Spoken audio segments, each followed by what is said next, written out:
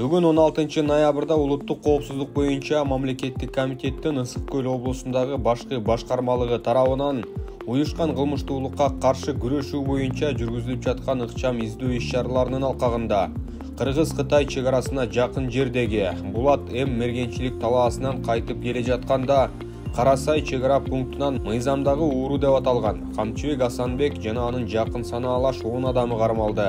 Текшерүүнүн жүрүшүндө кармалгандар Кыргыз Республикасынын мамлекеттик органдарынын тиешелүү уруксаттары жок чек ара аймагында жүргөндүгү аныкталды.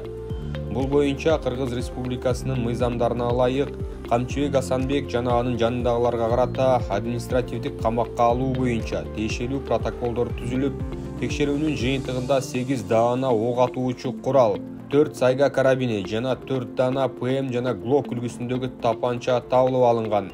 Ошентип Камчыбек Асанбектин жана анын жакын санаалаштарынын иш-аракетинде Кыргыз Республикасынын укук бузуулар жөнүндө кодексинин 429-беренесин, мамлекеттик чек ара режимин, чек арага жакын аймактардагы чек ара режимин жана Кыргыз Республикасынын мамлекеттик чек арасы аркылуу өткөрүү пункттарындагы режимди бузуу боюнча кылмыш белгилери көрүнгөн.